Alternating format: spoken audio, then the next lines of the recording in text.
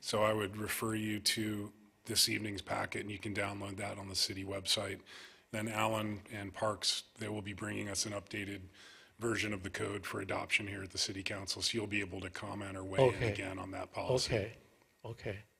Well, I hope I'm mistaken that the ordinance is being enforced and we are paying attention to it. I'll wait to see. Great. Okay? Thank you. Thank you. Really nice job down on Central, too. Place looks phenomenal. Further public comment? Michelle, anyone online?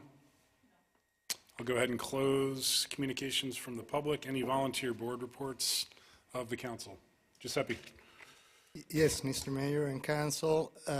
Today we held our Bicycle and Pedestrian Path Advisory Committee, and I just wanted to inform Council that the committee made a motion that passed to recommend Council to elevate the Riverbend Trail project as a priority to the upcoming budget. I assume the rule is that later at Councilor's comments I'll bring it up, and if we agree, we had nod to staff to work to that. You can also address that under that line item this evening when we discuss the contract award for the Riverbend Trail. Okay, thank you. You bet. Further volunteer board reports? Rebecca. I went as a citizen to our community housing meeting. Ben is the counselor that was selected to do that, and so it's a really great group of people, very interested in helping the city start to work on housing. And then I also had a long discussion with the interim director of our Whitefish Housing Authority, because I had called him about a legislative bill that I thought he might want to have action on. Very informative guy. So I just wanted people to know that I think we're moving ahead with housing in a really good way. Thanks, Rebecca. Further volunteer board reports? Not seeing any. You do have the special meeting minutes as well as the regular meeting minutes enclosed in the packet from February 21st. Motion? Move to approve the consent agenda. Is there a second? I second it. Seconded by Councilor Caltabiano. Further discussion? Rebecca.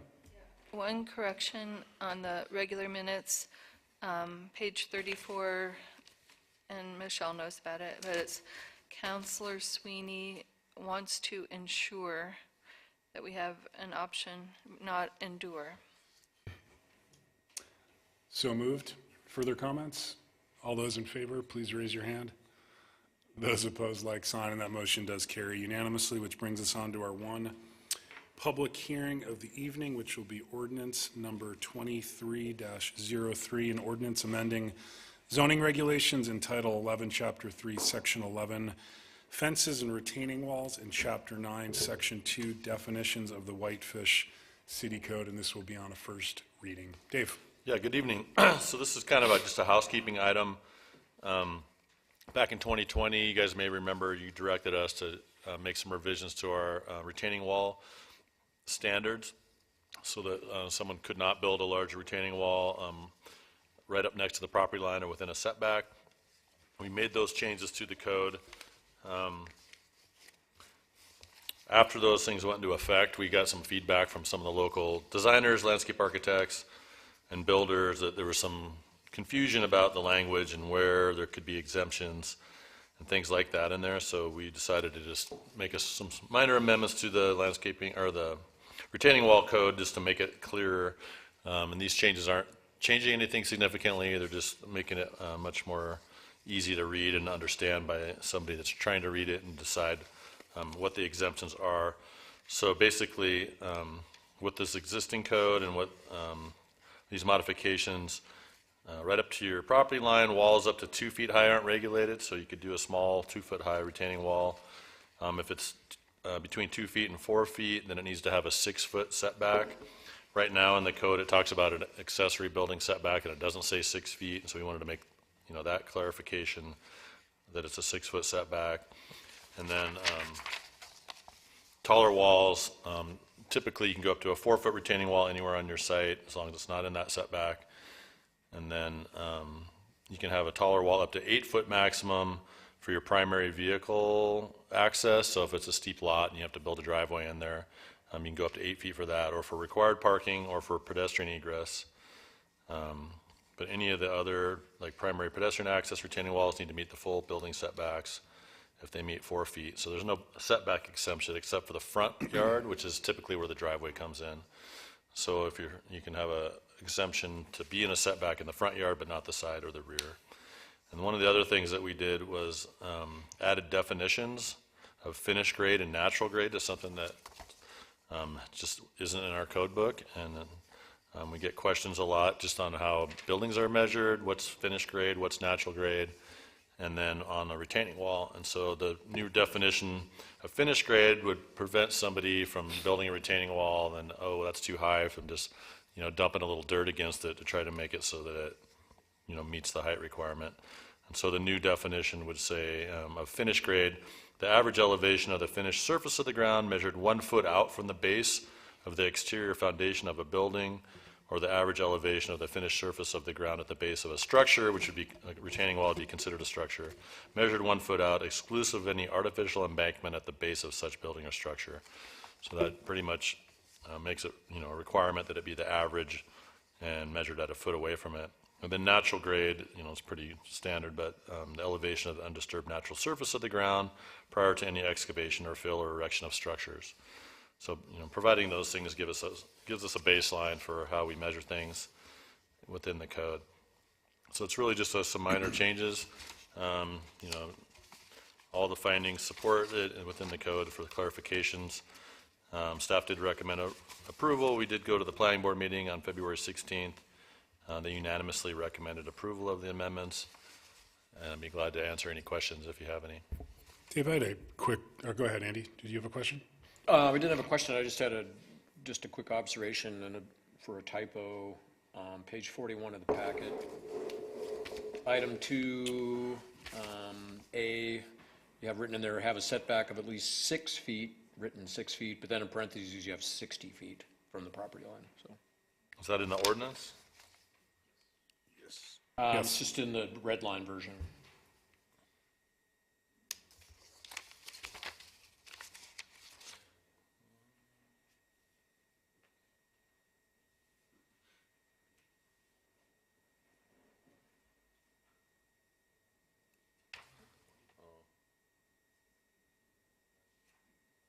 Yeah, just doesn't have it in the other ones.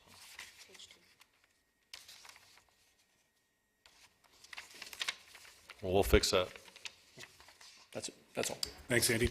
Dave, I had a question, and it's more related to how we define grade finish with regards to building heights.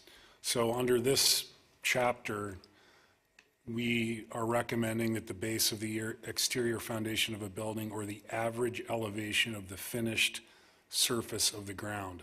So we're taking an average, yet, correct me if I'm wrong, with our building height restrictions, it's measured from the highest natural finished grade elevation on the property. Is that correct? No, our building height's actually measured from natural grade.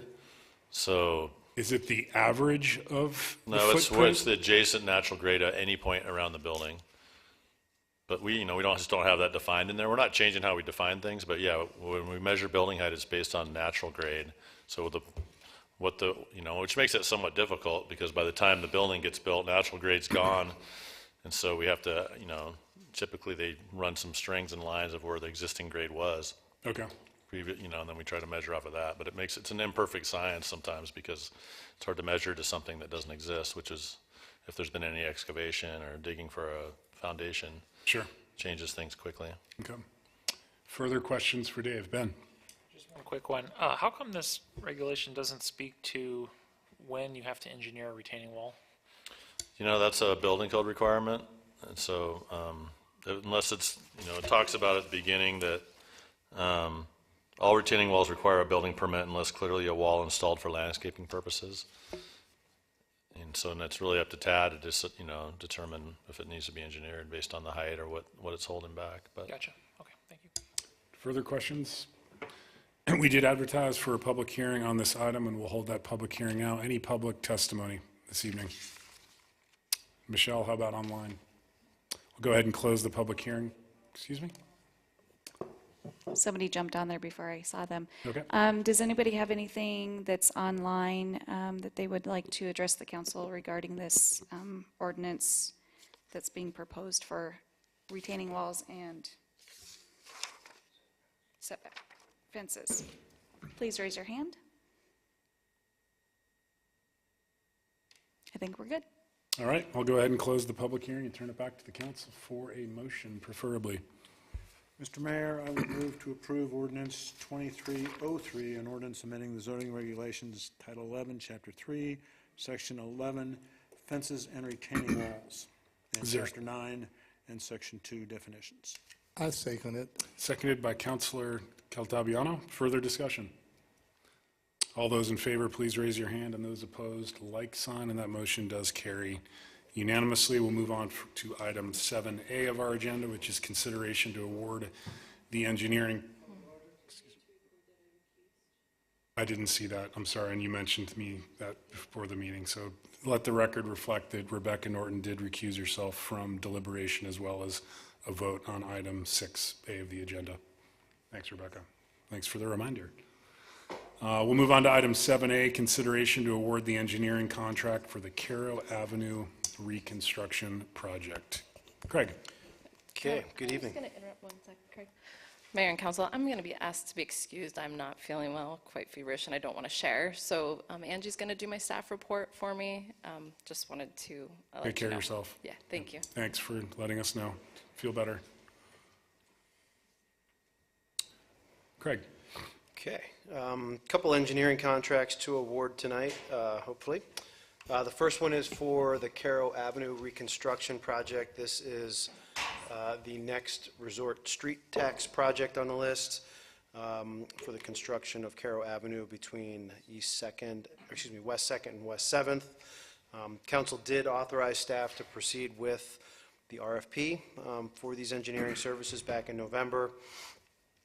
Which we did. RFPs or proposals were due Friday, January 20th, and council directed or nominated Karin, Steve Quinnell, and myself to serve on the selection panel. So we did receive 3 proposals for this project from Robert Pesch and Associates, KLJ, and WGM Group. We interviewed all 3 of the consultants on February 15th. And it was the unanimous recommendation of the selection committee that we proceed with RPA. I think everyone is aware that RPA has about a 20-year track record of successfully completing urban reconstruction projects for the city, and they really did rise to the top. So while we have negotiated numerous contracts with RPA in the past, and the fiscal '23 budget has approximately $50,000 to begin the design of this project. So based on the process that we followed, I recommend a contract be awarded to RPA to complete the engineering design for Caro Avenue, and the city manager be authorized to execute that contract. Thanks, Craig. Any questions on this item? Not seeing any, I would entertain a motion. Ben. Mr. Mayor, I would move to award the engineering contract for the Caro Avenue reconstruction project to RPA as recommended by staff. I'll second. Seconded by Councilor Sweeney. Further discussion? All those in favor, please raise your hand, and those opposed, like sign, and that motion carries unanimously. Michelle, which brings us on to item 7B, consideration to award the engineering contract for the Riverbend Trail project, and we'll stay with Craig. Okay. Yeah, so the second contract I'd like to see awarded is for the Riverbend Trail Engineering. Council authorized staff to proceed with these RFPs also back in November. And if you recall, this is intended to proceed with the elevated path design that was brought forth or produced by Bruce Booty.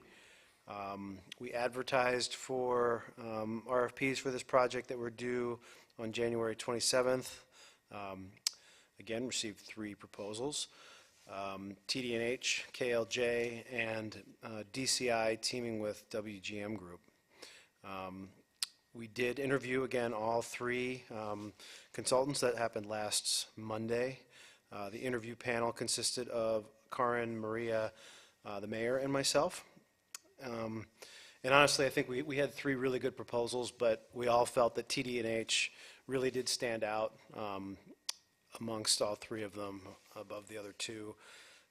They really put together a fantastic design team and quite honestly had more experience building trails in complicated river environments. So based on that, we, we do recommend that TD&H be selected.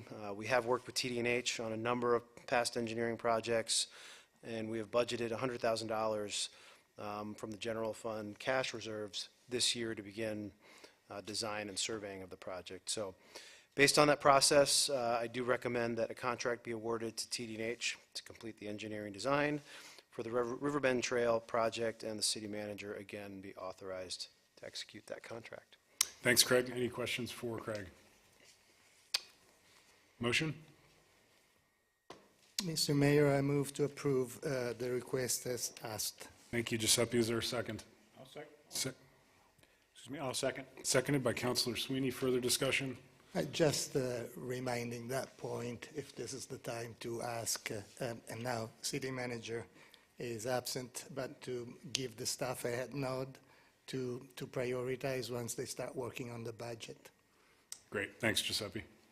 All those in favor, please raise your hand. Those opposed, like sign, and that motion does carry unanimously. You have Dana's report enclosed with the packet. Any questions for our city attorney on this matter? Not seeing any. Any other items to report on? I don't think she did. So, and then finally, consideration of a request to hire a consultant to assist in the creation of the housing development and financing plan as identified in the Whitefish Community Housing Roadmap. And this is on page 116 of the packet. Good evening. Good evening. I will not do nearly as good a job as Dana would do with this, but I'll take a whirl at it. So the committee held its first meeting on February 27th to review the priorities of the roadmap for the city to implement. And so the first two priority actions included the creation of a community housing development plan under the public-private development strategy and the creation of a housing financing plan for the roadmap that falls under the funding for community housing strategy. So as Dana notes, both of these actions are not only essential in the implementation of the roadmap, but also the intent of City Council to ask voters to reallocate the 3% resort tax to include in the community housing this fall.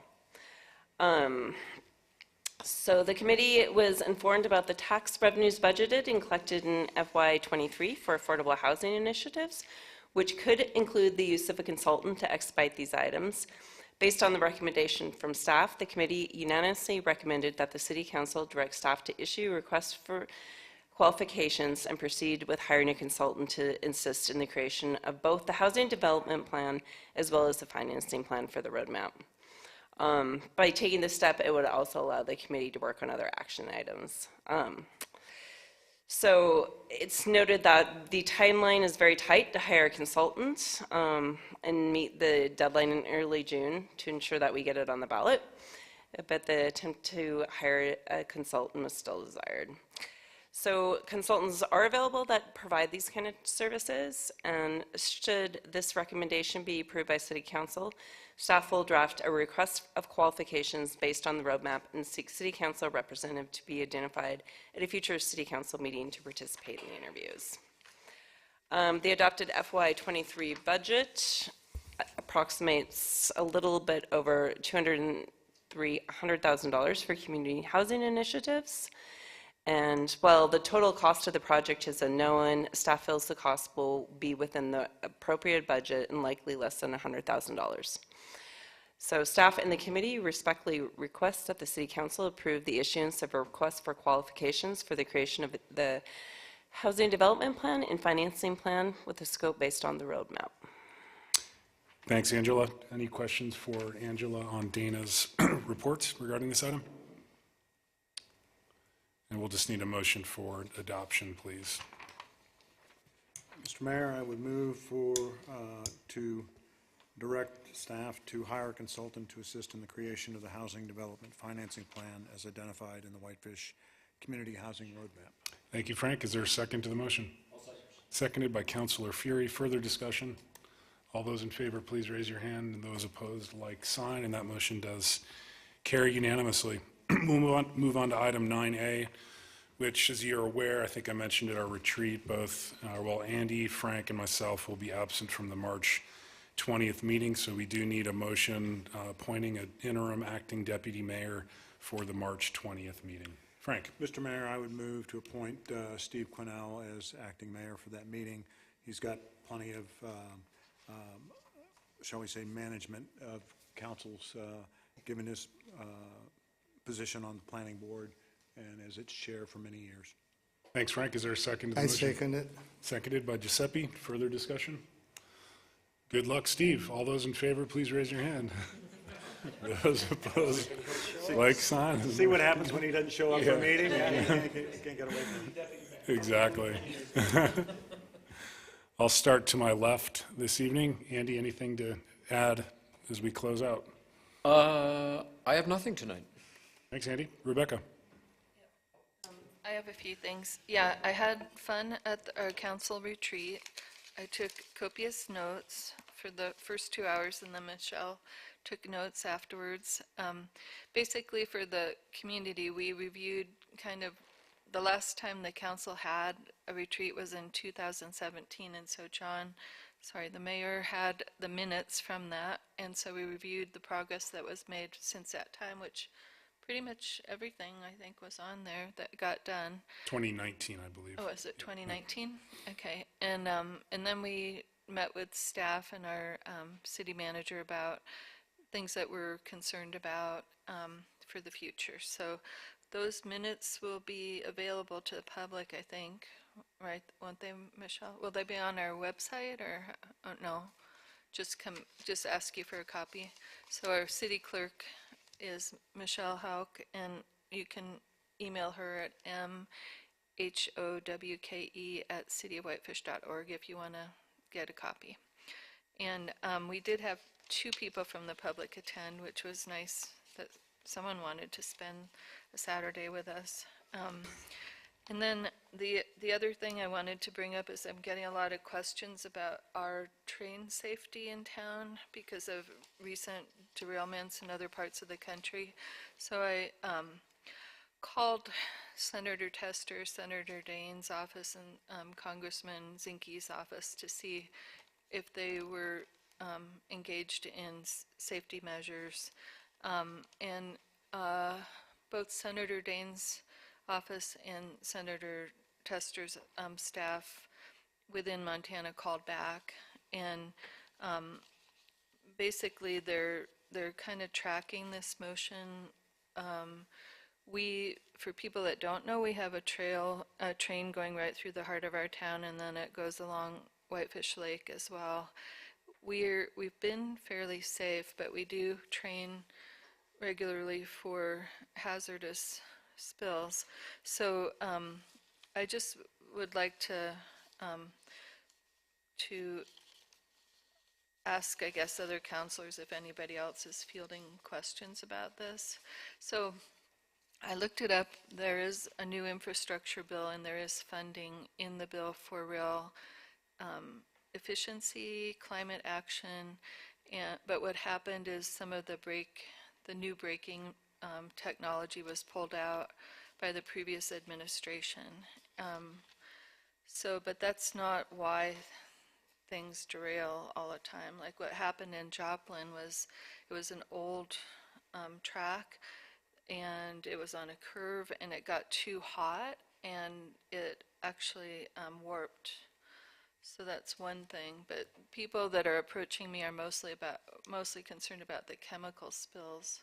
So I just wanted to bring it up tonight. I did talk about it with the mayor about whether or not there's anything that we as a city could do to reach out to our elected officials and ask them to at least pursue increasing safety. On NPR this morning there was a discussion with people in Michigan that are still dealing with the Superfund site from 50 years ago.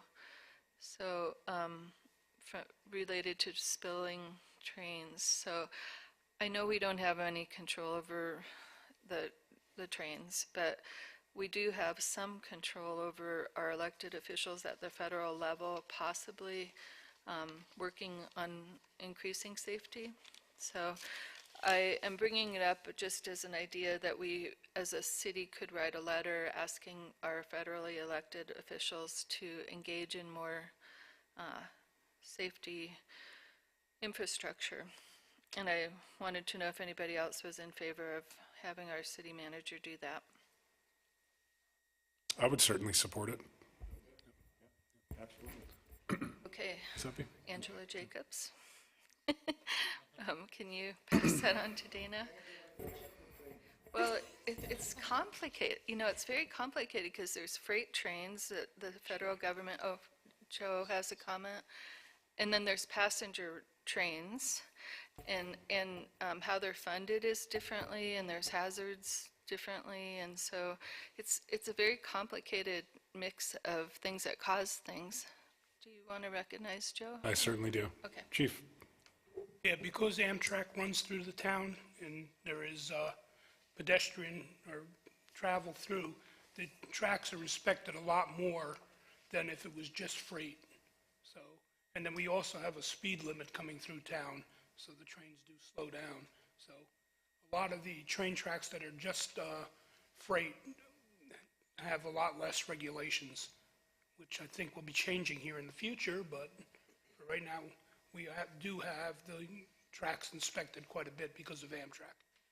And the last time that we had a spill was in Whitefish Lake, and that was decades ago, right? Yeah, 1989, yeah. Well, people are worried about it, so I thought I would bring it up. I mean, we want to prevent anything like that happening, and so if we could reach out to Senator Tester, Senator Dane, and Representative Zinke, and write a letter and ask them to literally work on safety regulations on our behalf, I think it might help. So thank you. Thanks, Rebecca. Ben? Yeah, I might make a brief comment on that, because I agree with you, Rebecca, and I think this community uniquely has a lot to lose in the wrong train accident. And I believe the one in Ohio, I read that it was exacerbated by the fact that the first responders either didn't know what was in the train cars, or they weren't aware it was some sort of weird chemical that the whole problem was exacerbated by using water on it. And so anyway, I hope and trust that we are taking the proper precautions here in town to, in the event, obviously we can't control the trains, as Rebecca says, and I think a letter's great, but I think we should also make sure that we do everything we can to be as best prepared as possible in the event that something like that happens here, because like I said, we got a lot to lose if it does. So Thanks, Ben. Frank? Nothing more this evening. Thanks. Thank you, Frank. Giuseppe? Yes, just 2 points. Number one, Craig, are you okay with our discussions about working with Dana to put that Riverbend item on the budget? Or do we still need to give them directions? Craig?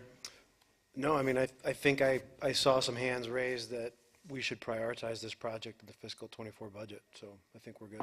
Thank you. And number two, I wasn't thinking of it until Councilor Norton mentioned it. As a matter of curiosity, in the last 5 years, the FAA has established a departure procedure, which is a route for aeroplanes departing Leisure Park International to the north, and an approach procedure, and they both fly squarely on top of us. We cannot control that, but as a fun fact, to honor a Montana citizen, the first 2 waypoints of the Kiliwan departure are called Evil, and the second one is called Knievel.